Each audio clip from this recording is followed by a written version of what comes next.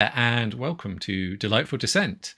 It's episode 43, and today I'm going to be talking to Frances Khalastchi, who is co-founder of Better, Bolder, Braver, which is a marketing community specifically for coaches. The assumption we're going to talk about is getting comfortable being uncomfortable. So welcome to the show, Frances. It's great to have you on. Oh, thank you, Matthew. It's always a great pleasure to be in your company. Oh, thank you. And this is the first show of the new year. If you're watching live, or you're listening or watching relatively close to when we recorded, and it's a time when there are people have to have a lot of new intentions and set ambitious targets for themselves, and those are often can be hard to meet. So this idea of being uncomfortable, doing difficult things, and how we motivate ourselves and other people to get there, I think is a really, really interesting one to be getting into right about now. So if you happen to be new to Delightful Dissent, it's a show really about challenging those deep assumptions and the kind of implicit stuff that can often get in the way and trip us up. It came about through really through my work with people who are taking pioneering approaches to complex problems and to tricky things. And Frances is very much one of those people. I really hope this show gives you some specific ideas about that can help you in your personal and professional life. But perhaps more importantly, it can give you ideas about how you can go out there and challenge the things that matter to you and the things that are getting in your way yourself as well. And it's called Delightful Dissent because we are actually, we're going against the grain a bit. We're asking people to think differently and disagreeing with some stuff. But it's not about proving ourselves right at everyone else's expense or everything being terribly serious. It's about having some fun whilst we think about things in a different way. This show is genuinely live, though.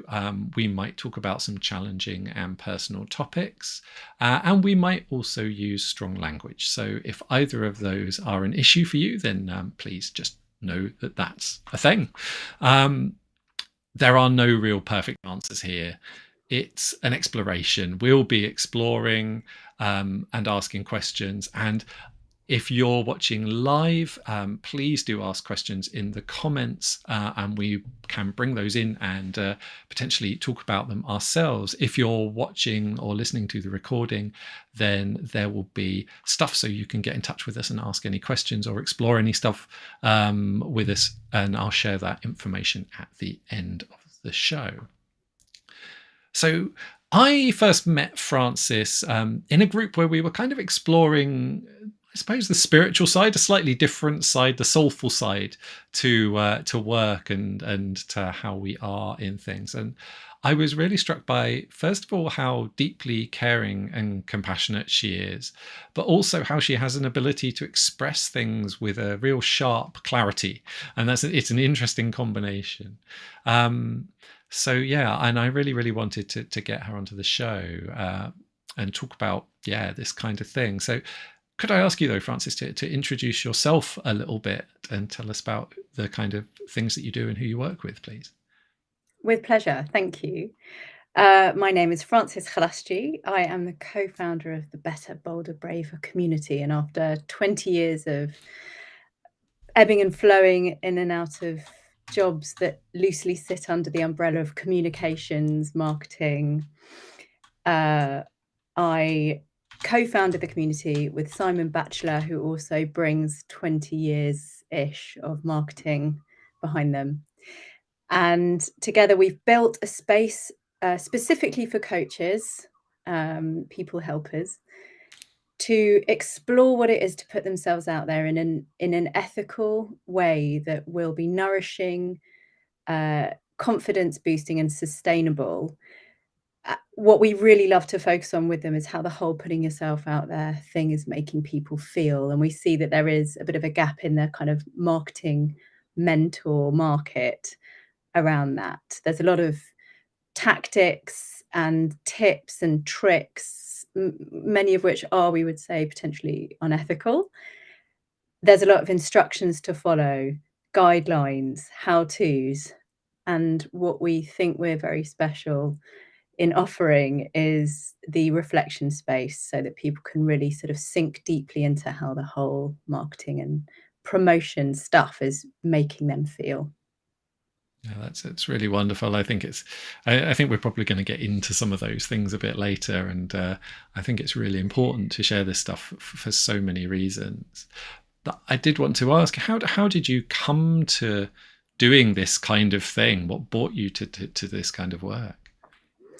Well, no one wakes up and says, "What I really want to do is be in marketing." So you'll find that many people in that industry have fallen into it serendipitously, unluckily, or luckily, as I'd like to say.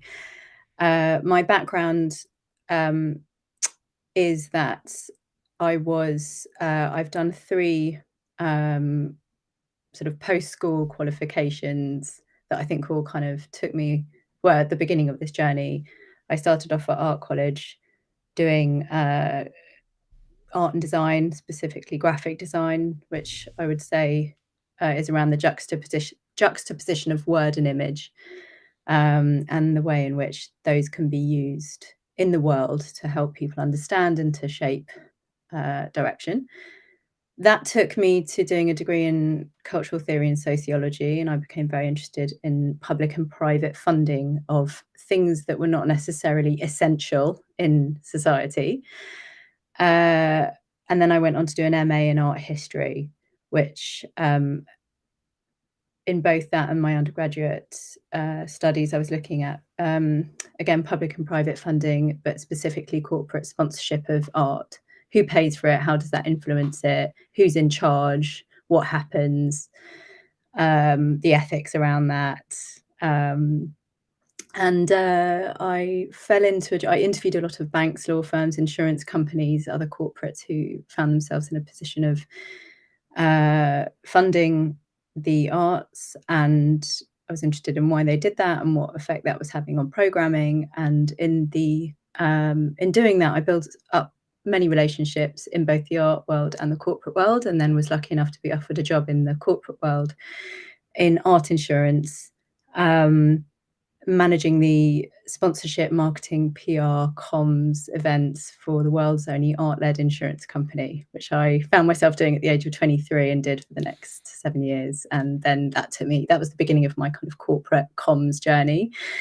And since then, I've kind of ebbed and flowed in and out of weird and wonderful jobs in government and in fundraising and running a foundation, charity sector, arts sector, corporate sector stuff.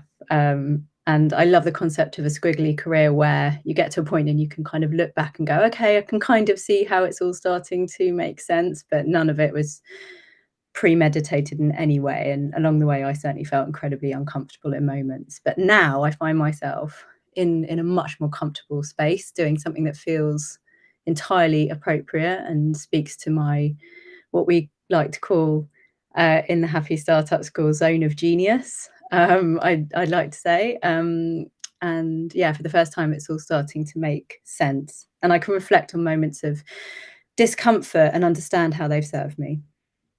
I think it's a really interesting one, and I think it's, I've spent some time. I work with a lot of people who do this kind of these interpersonal work, and coaches included as well, and that those complex life stories, like that, bringing all of it together in a way that makes sense when it doesn't obviously make sense, feels like a really interesting part of this, really, and maybe resolving some of the discomfort and the apparent contradictions. Yeah. So before we really get into the assumption, I like to ask my guests for a quote that really kind of opens things up or gives us an angle that they'd like to share. So have you got something that you'd like to share with us? Yeah, I think, knowing you and me, we are potentially going to go down what we like to call rabbit holes. And I'm entirely comfortable with that and enjoy it very much. And the term rabbit holes means a lot to me. When I was younger, I was a massive Alice in Wonderland fan. And of course, Alice goes down the rabbit hole. I wanted to I wanted to offer you the quote from Alice in Wonderland, which is, "What is the use of a book without any pictures or conversations?" Which I still think is very relevant. But I was also drawn to offer to you as a metaphor for life the first 4 stanzas of The Walrus and the Carpenter, which comes from Alice in Wonderland. So that is what I offer to you today. Are you ready, Matthew and friends? The sun was shining on the sea, shining with all his might. He did his very best to make the billows smooth and bright. But this was odd, because it was the middle of the night. The moon was shining sulkily, because she thought the sun had got no reason to be there after the day was done. "It's very rude of him," she said, "to come and spoil the fun." The sea was wet as wet could be. The sand was dry as dry. You could not see a cloud, because there were none in the sky. No bird was flying overhead. There were no birds to fly. The walrus and the carpenter were walking close at hand. They wept like anything to see such quantities of sand. "If this were only cleared away," they said, "it would be grand. If 7 maids with 7 mops swept it for half a year, do you suppose," the walrus said, "that they would get it clear?" "I doubt it," said the carpenter, and shed a bitter tear.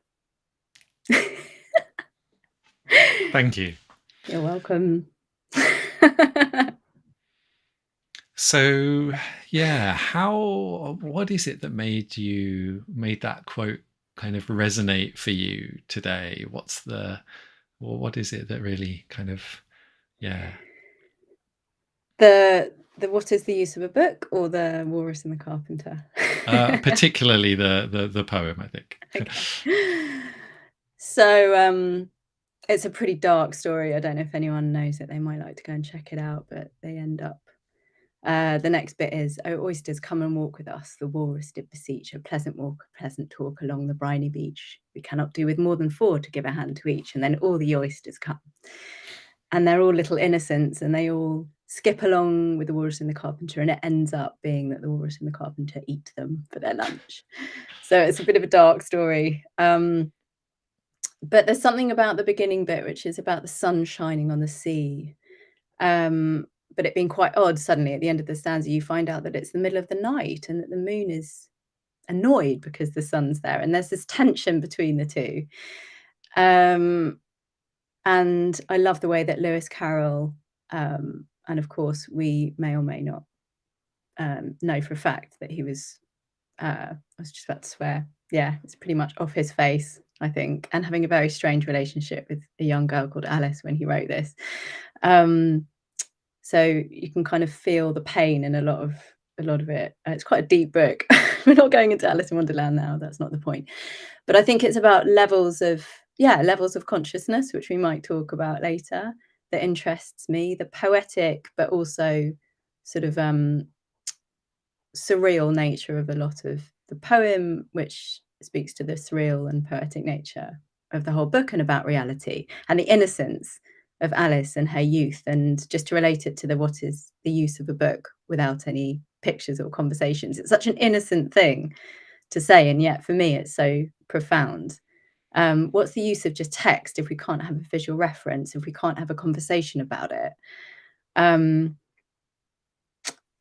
so, yeah, I think I'll leave it there in terms of thoughts about it. Thank you. I think for me, there's something really, well, what comes up for me listening to that is that today we're talking about the assumption, get comfortable being uncomfortable. And there's something, the idea of the sun shining on a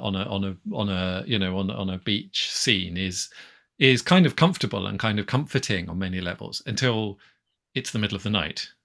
And that is very odd and quite disquieting.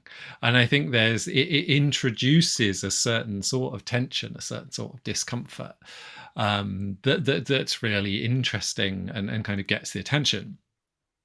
That kind of uncanny quality, the like the weird, is really, really a big thing.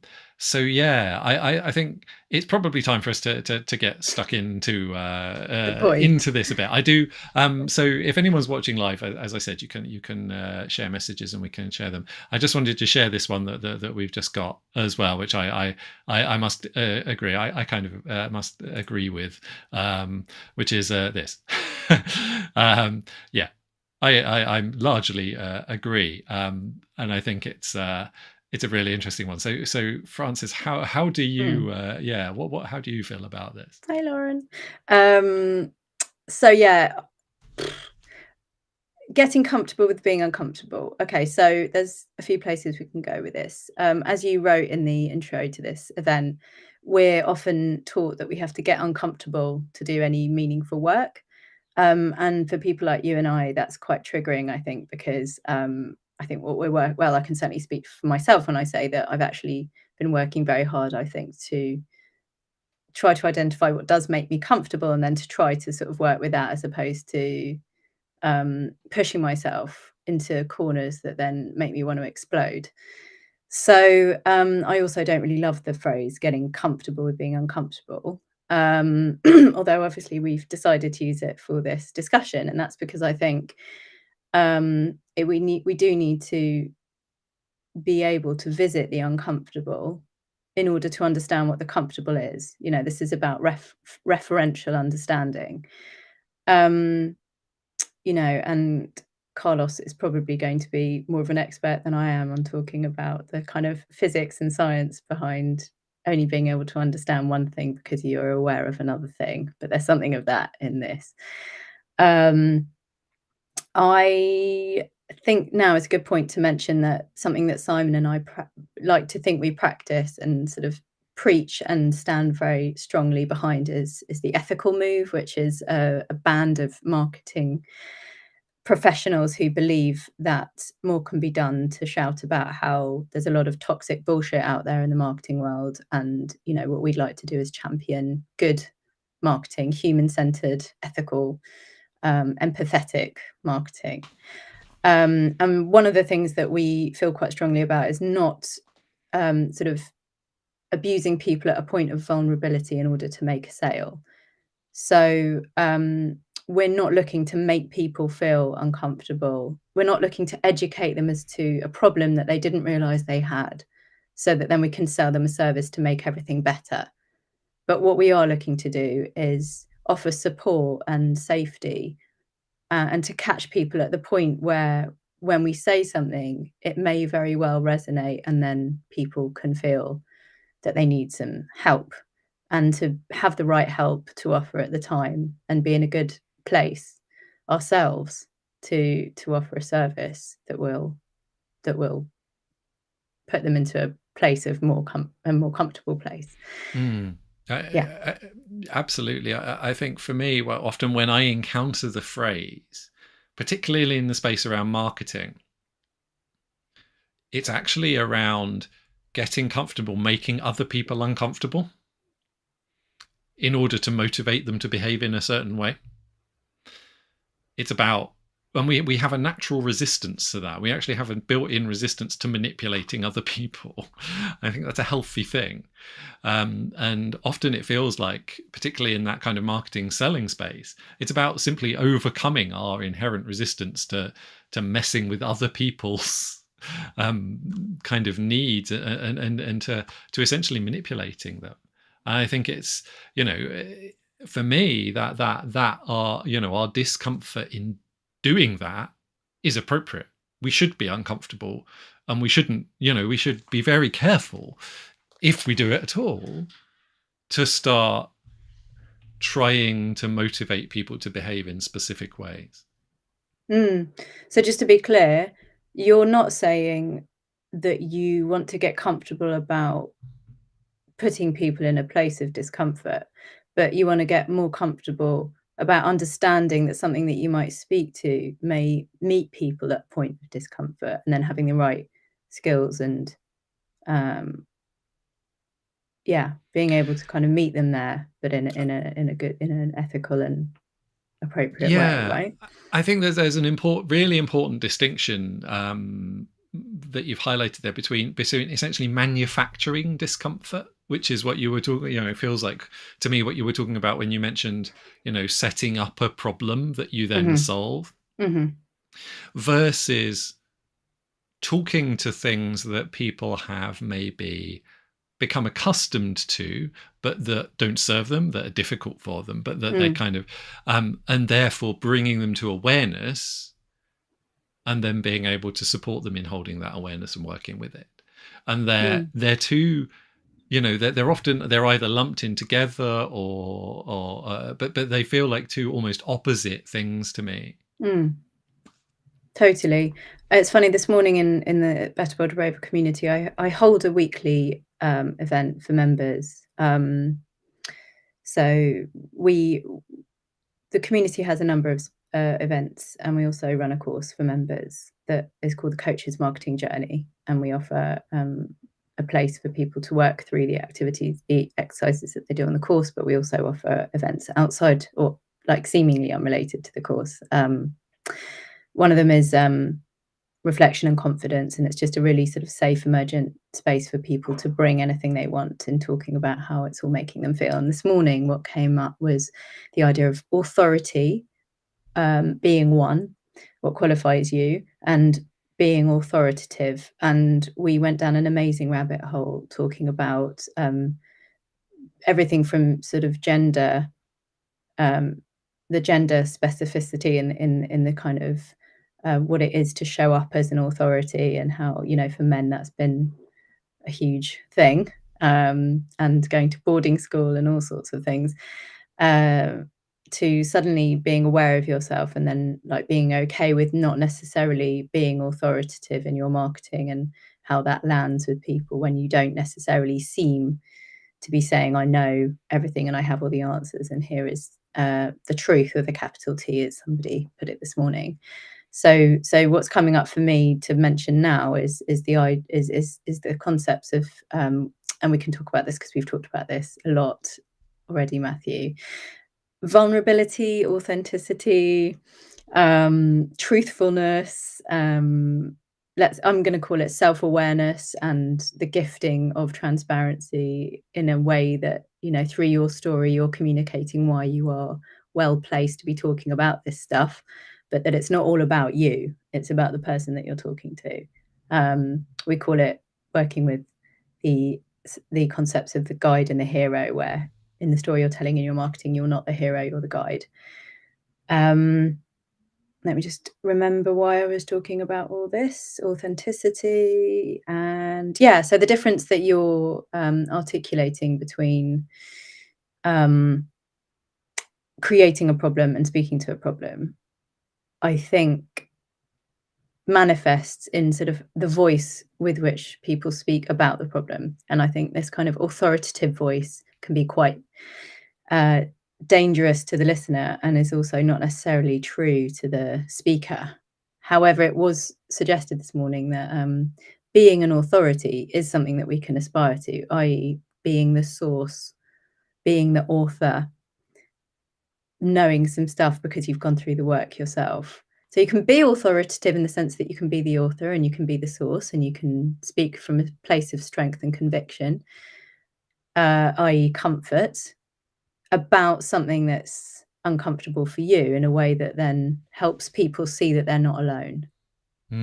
I think it's a really good point. One of the things I often encounter with people is this idea of having to become an authority, or having to have solved that which they work with, have all the answers, and it holds people back from starting the work and doing any of this, starting the work, doing it themselves, working with others, and all of that is very difficult when you're kind of seeking that level of certainty. And this idea that we actually work very often with the things that we have had to struggle with and that have been difficulties for us, and we have learned ways of working with and being with, and that we can share and deepen those working with others is a different way of thinking about it than thinking about standing up and saying, right, I know all the answers, I'm done. And it feels like certainly a lot of the marketing that I see, and a lot of the messages that I get from people who work in this space is essentially that they have solved it. They have got all the answers, that they've got a recipe to solve, that if you just do what they say, the good things, the things that that you want will happen, and the things that you don't like will go away, and all of those, everything will be happy ever after.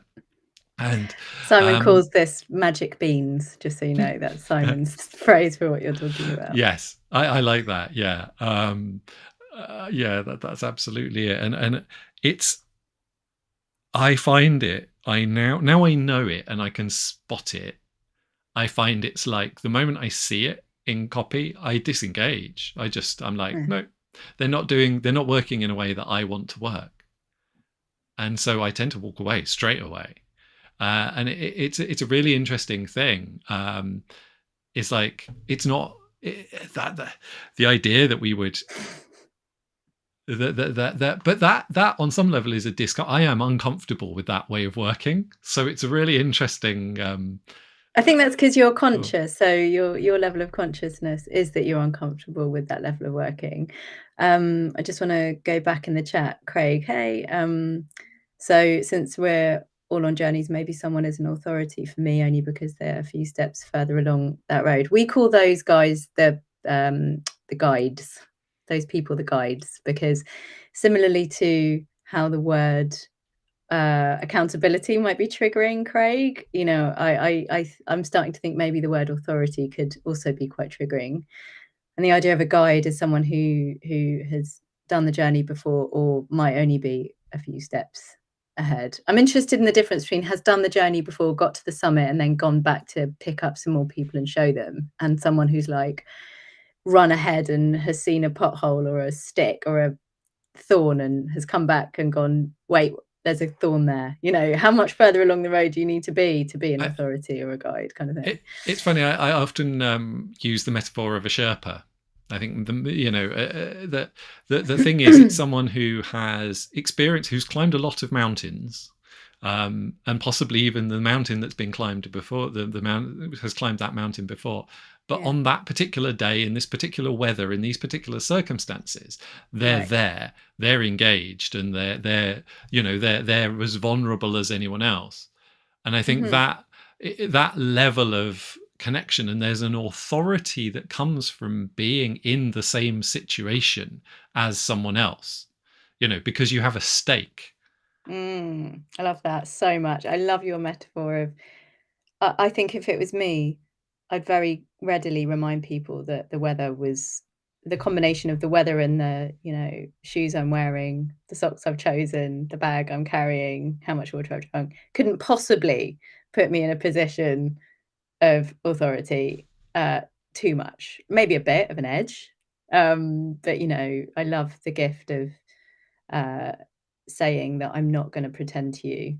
I'm not going to sell you magic beans. And just to answer Carlos's point about what if they want to what if people want to buy magic beans even if they know that the beans aren't magic? Okay, so there's an absolute bucket load of lovely sort of psychological deconstruction we can do around that, because so when Simon talks about magic beans, they're talking about the courses that you buy that then tell you about the course that you've just bought, as opposed to any actual useful information. Now, if people buy this is speaking to what we talked not long ago, in fact yesterday, with Carlos about, which is what are your clients actually buying from you? And if people are buying magic beans, it might be that what they really need is the security that too much chat. I'm getting too excited about all the things coming in. Let me just focus on the point.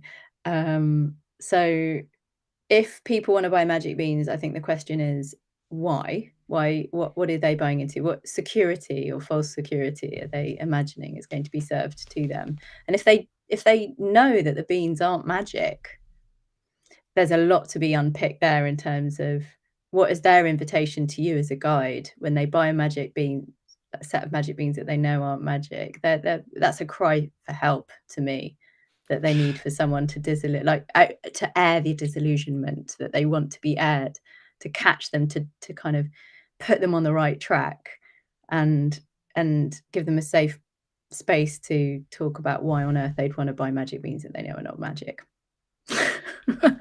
Yeah, I think for me, there's something around knowing what you can promise, knowing what your offer, in a sense, what the real offer is.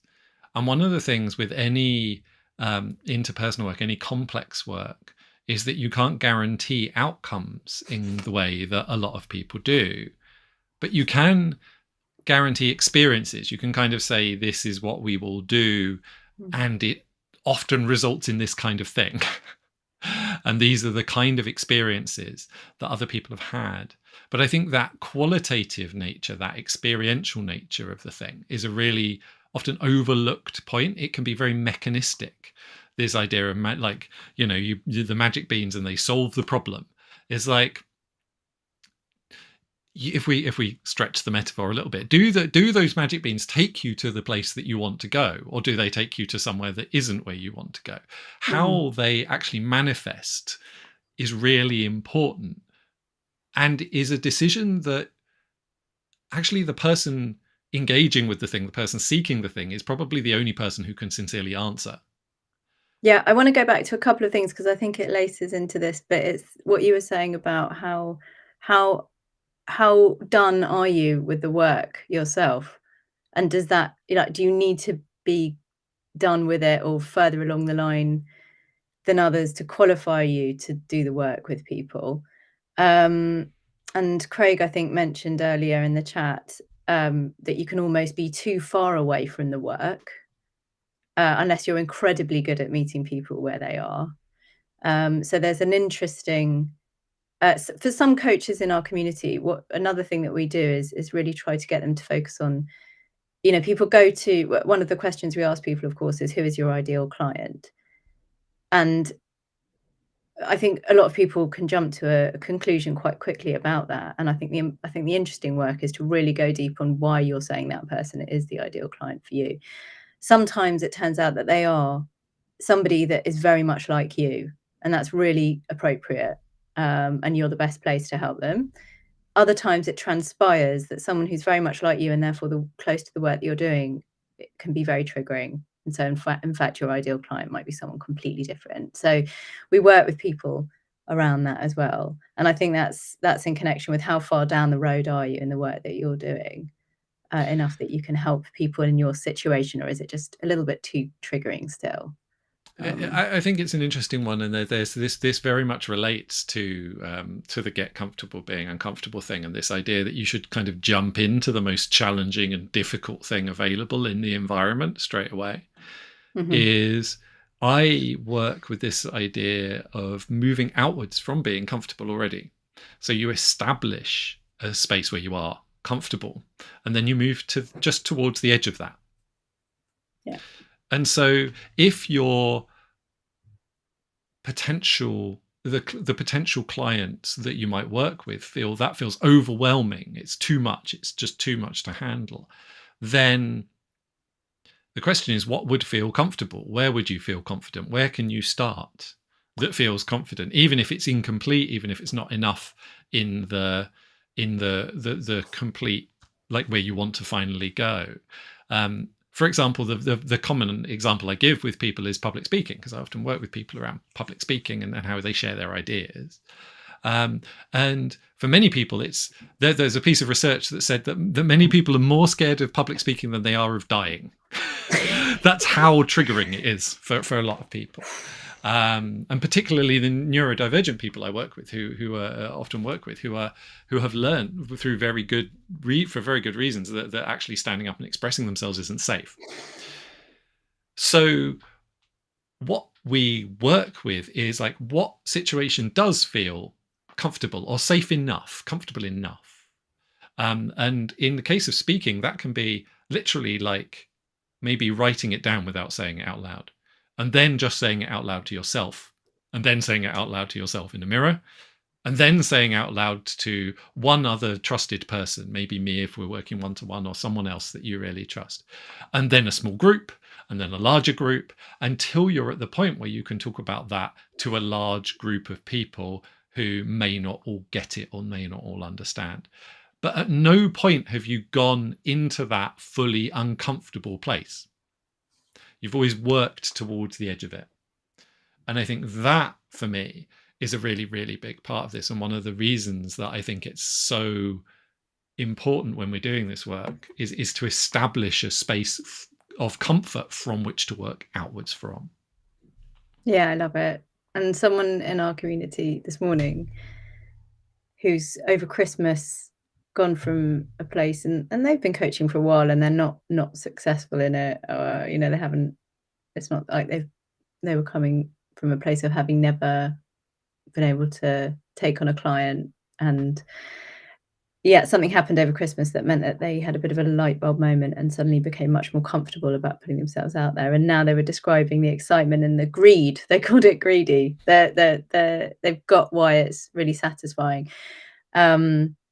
We talk about marketing as another fucking self-growth tool, because if you are doing the work right and going through the process that you've just articulated, for example, in relation to public speaking, where if you've done it slowly, carefully, mindfully, with people that you feel safe with, actually what can happen is a lot of stuff can come up about why you feel uncomfortable about public speaking. And it might be to do with some intergenerational trauma, could be to do with your gender or height, or something in the workplace. All sorts of things can come out of the wash. But if you've gone through the work, suddenly you can get to a place of such excitement and resolution and comfort with it, that actually you've got this kind of hunger to do a lot more of it. And that's what we'd like to think, is that something that was really freaking you out before can actually serve you in such amazing ways, because it's the very vehicle with which you can understand bits of yourself that you just were not even thinking about working with before. Yeah, we're very often intuitively drawn towards things that will serve us, but that are difficult in that way. And I think that idea, I really love the idea of developing an appetite for something, an enjoyment of something, is a really lovely way of thinking about this, and or like a taste for it. You mentioned it before, because I said to you, shall I post in our community chat about this? And you kindly said, well, you're really good at doing that. And I think the reason I do it is because it gives me a lot of joy. And I do think about why is it when I share something or put something out there or invite people to be part of something, why does that give me joy? What about that is actually the thing? And there's the generous act of making the world a bit smaller, because of the kind of serendipitous nature in which that might land with someone just at the right moment. I've got no idea in putting it out there, and they know that I've got no idea in putting it out there where they are today. But if it's something that someone's going to read and go, yeah, okay, yeah, I can see how that's sort of for me, and even if it's unconscious, I've served a gift. And I like the idea of getting people to the point of comfort around putting themselves out there, at the very least, in that they're so confident that they're well placed to do something that they should gift it to other people. Yeah, I really like that, though. For me, I think one of the things I often find is that the way of expressing those gifts can be quite different, even though it can look the same. And this is very true of marketing. And the example of this show is a pretty good one, actually, because I don't do a lot of conventional marketing around the show, because I don't actually enjoy the process. It's not that I find it uncomfortable. There's quite repetitive things that I simply don't enjoy. It's easier for me just to make more shows. I have more fun doing that. And so I do that instead. And it has the same effect in totality. Yeah. And so that idea, I think, of like, there's a seeking the things that you do have a genuine appetite for, you enjoy. versus the things that you genuinely don't enjoy at all and just don't have value. Because I think one of the other real difficulties with this idea of getting uncomfortable, being uncomfortable, is seeking discomfort for its own sake. Assuming that because something is difficult or uncomfortable, it is intrinsically valuable. And I see this all the time. It's one of the other big messages out there that, it's like, if it is hard, it is worthwhile. No, they're independent. There's nothing inherently valuable about doing things the hard way or struggling with something or suffering through something. The question is, will you, is there value in it for you? And I think this idea around getting comfortable, being uncomfortable can lead to people essentially seeking difficulty and discomfort for themselves and others just for its own sake. Yes, I'm thinking about feeling I'm supposed to really like cross-country running in the cold mud because it was a like hardy activity to do at school or something like that. I'm thinking about education and making decisions for children about, putting them in difficult situations and hoping that it's going to make them a hardier person, or playing to strengths, and then allowing them to indulge, as it were, which is a triggering word, in the things that come naturally to them. But I think in making a judgment as parents in that instance with children as to what they need, we are ourselves projecting onto them what we think is going to be worthwhile. And I would just relate that to a comment earlier in the chat from Carlos, who said something about, can you serve someone? Can you sell an outcome and then deliver a transformation where they realize the outcome isn't actually what they need? Yes, is the answer. And you can do it in a very mindful, compassionate way that is not toxic or abusive. I would like to just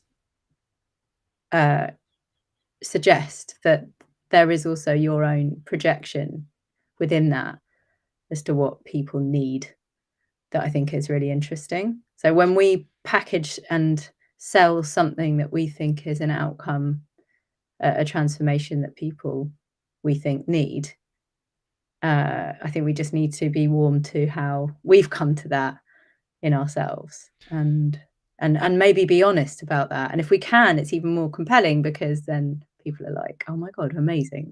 They really get that they are trying to sell me something that they think I really need, and they're telling me that, and they're telling me where it comes from for them.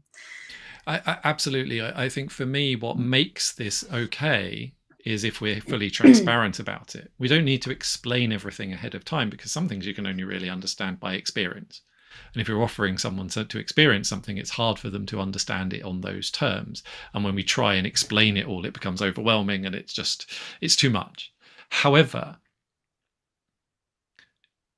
it has to have that kind of feel, the quality, the transparency to allow people to make that judgment based on what they do know and what they are aware of, whether it's for them or not. And I think for me, it is, yes, you can create a situation where you suspect people will understand things in different terms, having experienced it. But setting it up as a trick where that isn't coherent with the whole experience and with your experience is definitely a problem, is a manipulation to me. I think, Craig's asking, is growth possible without discomfort? Is it necessary to relate growth to comfort or discomfort? I'm thinking about you were talking with Craig on Craig's podcast not long ago about the concept of the garden, and somebody, I think it was Craig, in fact, mentioned flowers that he and his wife hadn't actually planted that year that just kept growing.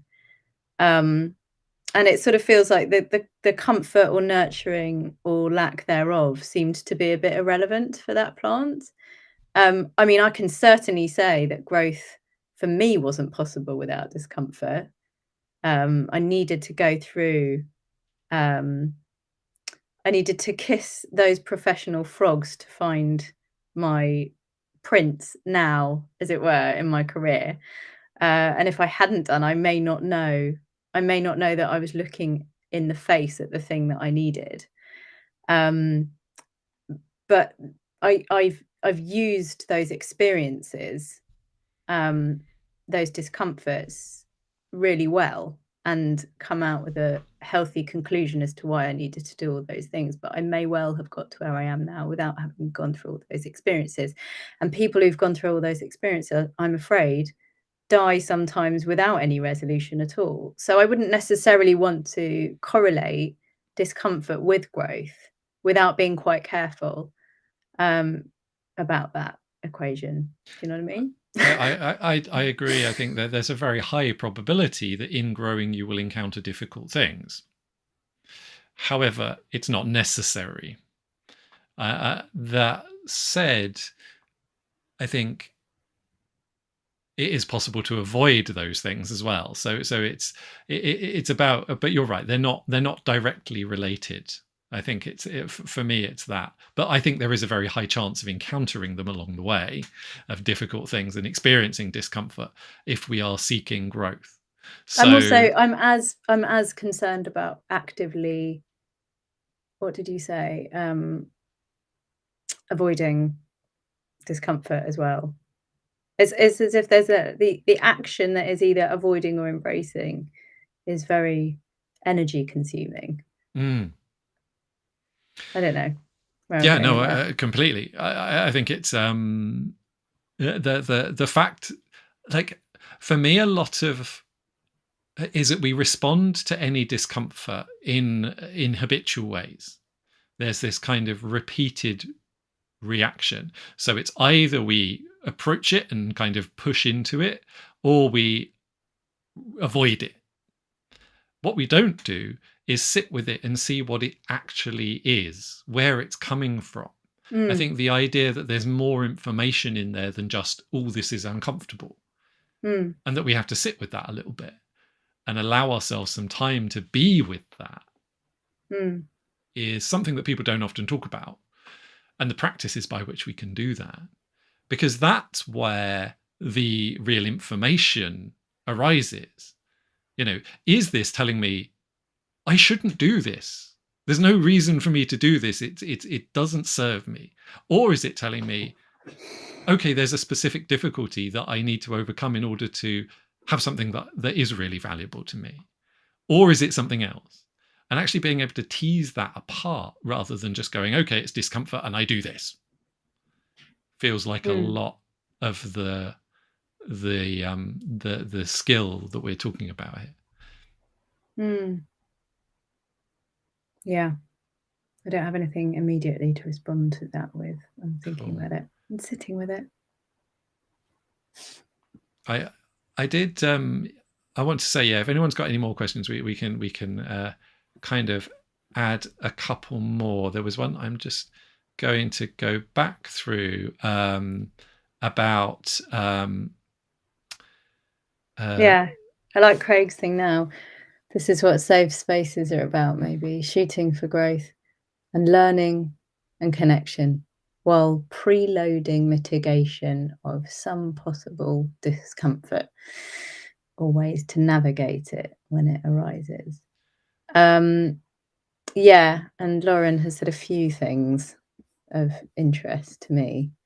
So earlier Lauren said something about arranging to fail in relation to magic beans and this kind of unconscious self-sabotage, as she says. And what I called the kind of cry for help, that is buying something that you kind of know is not going to serve you, and then actually the transformation that can be served is work around why you would do that kind of thing. I thought that was quite interesting, and we kind of didn't really go down that rabbit hole, but I just wanted to air it a bit because I think it's a good one. Yeah, I think the extent to which we're taking responsibility for other people's knowing and being in the world is one of the questions around this, and how helpful that is. You know, is yes, if people do set themselves up to fail, that's fine. and that's always going to be a thing, and that isn't our responsibility. However, we can still clearly articulate things that help people come to a really good decision, a more profound and helpful decision. I think for me, the key thing that suddenly, because I used to have huge resistance around sharing anything, around anything kind of marketing-ish, the key kind of realization, in fact, in pretty much all the content I do now, was not that I'm trying to convince people of any specific thing. I'm not trying to convince people that they should work with me. I'm trying to share as much as I can so that they can come to a really clear decision for themselves. And I think that when I realized that, it made it so much easier. Yeah, I think I'm with you entirely. I like the idea of giving people the choice, giving them a spectrum of perspectives that they can then navigate. And I trust them, and I have faith in people that they have the intelligence, conscious or unconscious, to work through things that may not necessarily be obvious to them as tools, but which touch them in a way that helps them move forward. So I like to be an agent of change for them in that regard, without necessarily being clear myself as to what the outcome for them will be. The headlines that I am clear that I speak to are around giving people the safety to explore how putting themselves out there is feeling, but that doesn't necessarily mean I'm 100% clear of what they're going to be bringing to that space, what they've been through in their life. I'm just in the position to be able to hold space for them and have the experience in marketing that means I can give them sort of choices, not only in terms of their thinking around something, but tangible actions that they might like to play with that can help them and serve the purpose of actually them actually putting themselves out there and more people knowing about their thing. So I know what my combination of skills is, and I know what I care about, but I can't necessarily know exactly what's going to happen for them. And that's me saying I trust that you will get something out of this of value for you.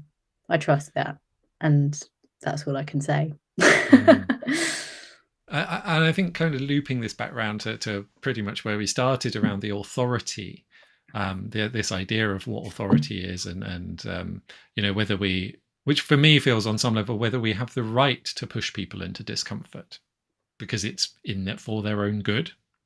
And I think that idea of knowing whether anything can be for someone else's own good is one of the things that is almost unknowable. I suspect very many people struggle with that on their own for themselves. So the thought that we could do that for others seems rather unlikely very often. But what we can do is we can invite people to things. We can, we can create the circumstances where things come about, and we can support them in some of the difficulties, the kind of difficulties that arise in that kind of space in practical terms. Rather than saying, do this and you will get a specific outcome. Engage with this particular suffering, this particular discomfort, and this magic thing will happen. Yeah. And actually seeing what happens, that uncertainty, being with it. And perhaps that's one of the, there many people experience a discomfort in uncertainty. One of the things I have struggled with to understand about my own practice is that I really enjoy uncertainty, and I experience discomfort in fixity, whereas most people have the opposite. So I think those things that you enjoy, that you can share with people, your joy is actually a big part of this. And again, this idea of like people who are drawn, who have the discomfort, if you can model, if you can intrinsically enjoy a thing, they can learn from you how to enjoy that in their own way. And I think that moving towards enjoying the thing. It's not getting comfortable with discomfort. It's finding out which aspects of things you really enjoy and embracing those. That's it. And I've started talking about hope as a very substantial element of your marketing toolbox, because I think sometimes all we can do is hope that it lands with people at the right time, meets them where they are. But to be able to name that and say I work with hope, it's a big part of how I do marketing. Sounds a bit random, but I can't see it as any less important than like knowing how to use Instagram, to be honest. But it lines up very neatly with what we were saying around, not being able to offer a definite outcome. Is that implies hope. That implies engaging with uncertain outcomes and not being sure that you're going to get the thing that you wanted or that you even know what you want. I think it's such a valuable thing as a thing to be able to develop. And we are coming to the end of the hour to introduce such a really exciting and interesting new topic. I think is I'm going to do something slightly cheeky, and what I'm going to say is we're going to be continuing conversation on relatively soon. So not on this show, but on Frances's show. And I think I would like to kind of put a mark in to say I would really like to explore that hope thing a bit further then. Yeah, thank you. Matthew is going to be joining us to talk about conscious marketing. And I think that we very nicely underpinned what is going to hopefully be as substantial and useful, I hope, a conversation for everyone in the Better, Bolder, Braver community and outside of it. We can post a link to our Crowdcast channel, Better, Bolder, Braver Crowdcast channel, which is accessible for everyone, whether you're in our community or not. Thank you, Craig. But as I say, Matthew will be talking to us about conscious marketing, the level of self-awareness that is so useful when you're putting yourself out there, is the headline, I would say. And you can check out. I'll put the. Do you want me to put the link here, Matthew? We can add it in the comments afterwards so people can find it. That's fine. Or they can just search Better, Bolder, Braver on Crowdcast, because that's the name of your show, isn't it? So they can find you there. Yeah.